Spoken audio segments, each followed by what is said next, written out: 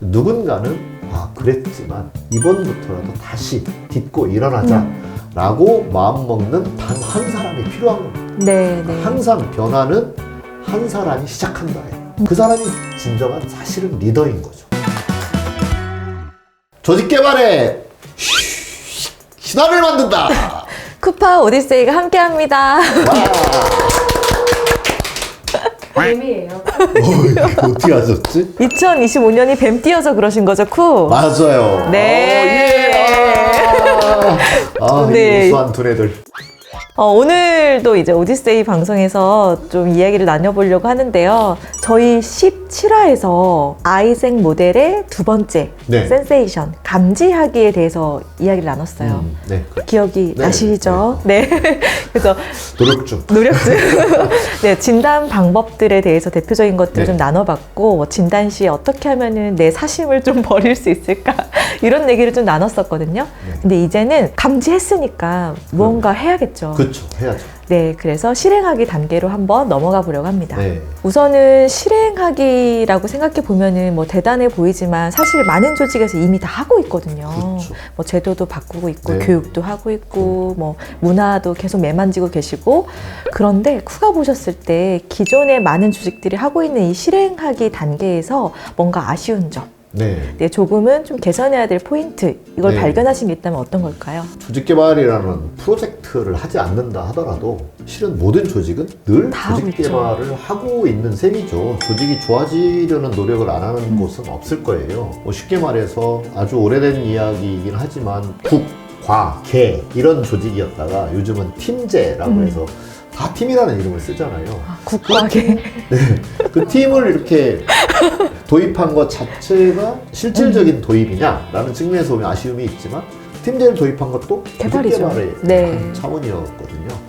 그러니까 늘 우리는 조직 개발을 하고 있다, 그렇게 볼 수 있고, 다만 그렇게 조금씩 진화하듯 또는 느린 속도의 점진적인 개선 노력, 이거 가지고는 좀 부족하다라고 느낄 때 좀 크게 한번 바꾸자라고 하면 이제 큰 조직 개발 프로젝트를 진행할 수 있겠죠. 그런 차원으로서의 조직 개발, 이런 데는 좀 아쉬움이 있는 게 사실이죠. 네, 네. 여전히 하고 있지만 그게 조직 개발이라고 생각을 못 하시는 것도 네, 있고, 그렇죠. 네, 각각 부서에서 매우 분절적으로 하고 있는 것들도 있고, 맞아요. 이런 것들을 큰 맥락에서 조직 개발로 좀 이해를 하고 네. 한 번에 좀 크게 계획적으로 하는 것, 그걸 얘기해 주시는 걸까요? 그렇게 네, 하는 게 조직 개발이다라고 이제 말할 수도 있는 거죠. 네, 늘 하는 것도 조직 개발의 일환이라고 볼 수 있지만, 네, 그걸로는 부족하니까 더 조직을 개발하자라고 네, 했을 때는 네. 뭔가 이제부터 합시다라고 하는 그런 우리 아이색 모델에서 시작하기. 시작부터 그 다음에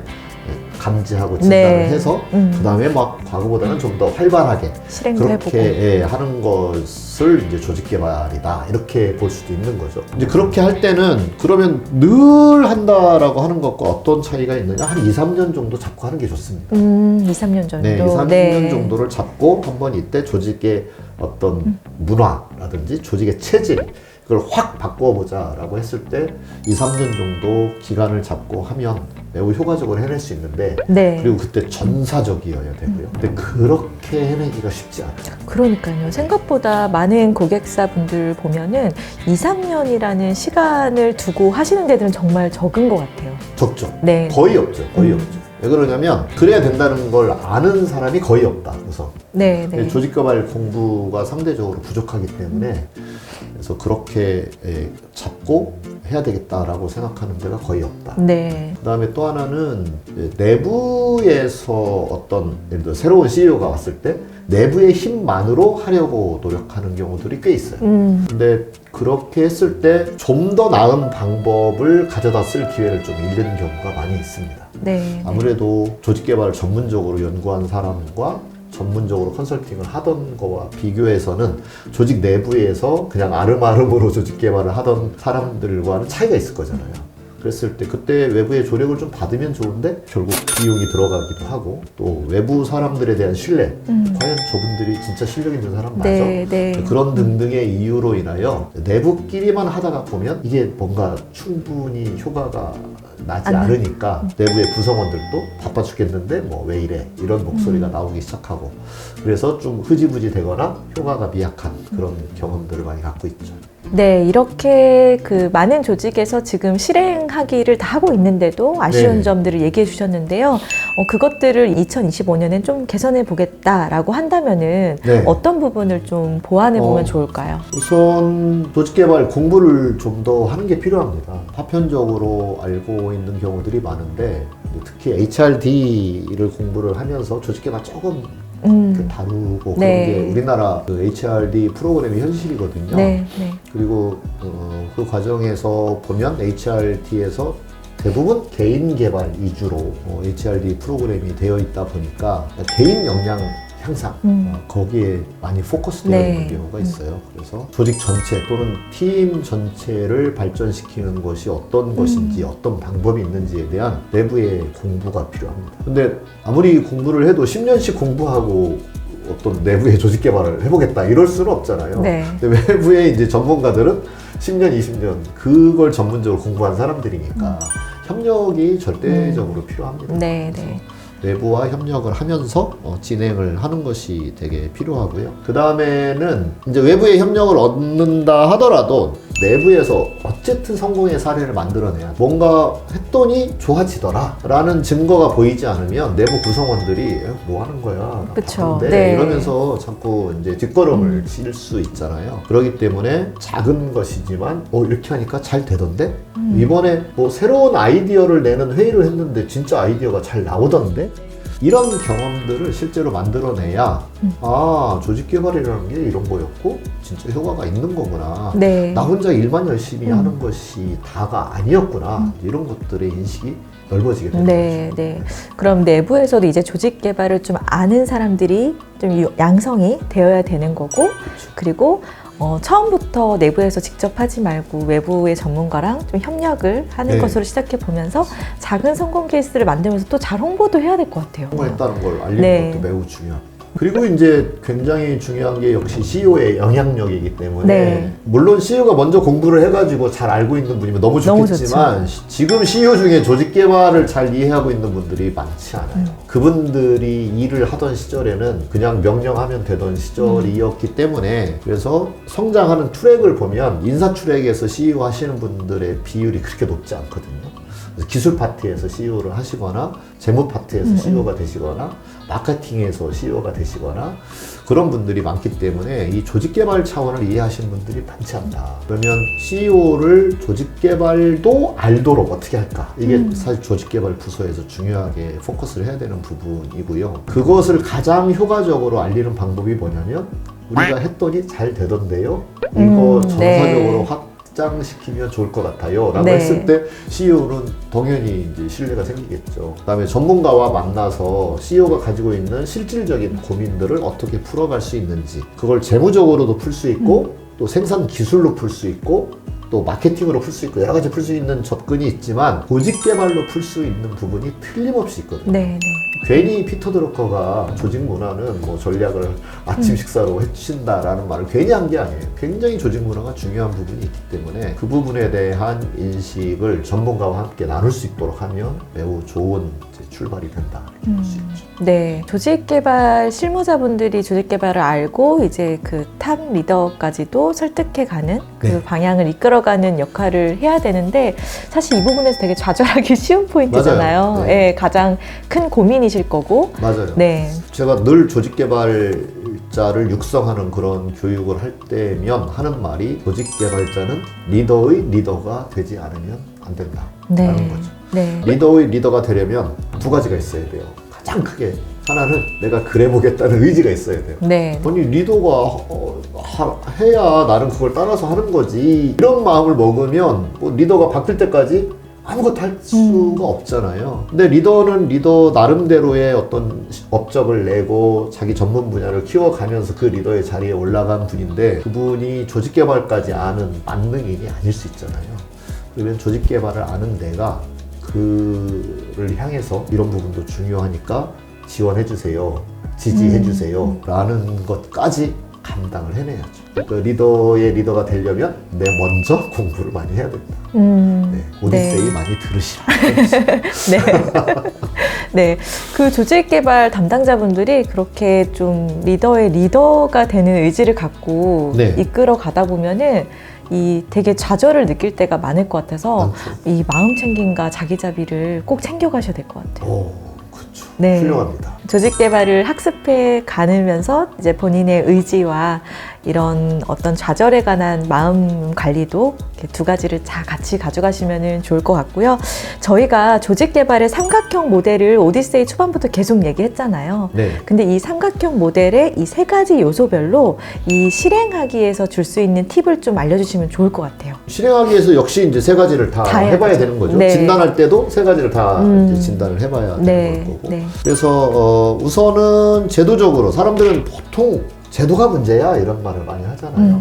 제도적으로 개선할 것이 무엇인지 그건 구성원들의 보이스로부터 나오잖아요. 네. 그래서 그 진단을 했을 때 아 이런 제도에 문제가 좀 많이 있다라고 한다면 예를 들면 승진제도, 뭐 성과 평가에 관련된 제도, 그다음에 업무 프로세스에 대한 기존의 구조 이런 것들을 이제 살펴서 더 좋은 방법이 뭔지를 참여에 의해서 찾아내는 그런 과정이 실행 과정에서 해야 될 일이라고 할 수 있죠. 그러면 참여의 과정으로 제도를 좀 개선을 했지만 사실 구성원들의 의견으로 결정이 되지 않을 수도 있잖아요. 네. 의견은 수렴을 하되 이제 결정은 해당 부서에서 할 수 있는데 이제 그런 경우에 이후 팔로우업은 어떻게 하는 게 좋을까요? 결정권을 가진 사람이 참여하는 게 제일 중요하고요. 네, 네. 결정권을 가지지 못한 경우도 있을 수 있어요. 네. 예를 들면 CEO가 보고를 받아서 결정하겠다. 네, 그럼 네. 보고에 담을 내용을 이제 회의나 워크숍을 통해서 만들 수 있는 거죠. 네. 예를 들면 인사제도를 개선하는데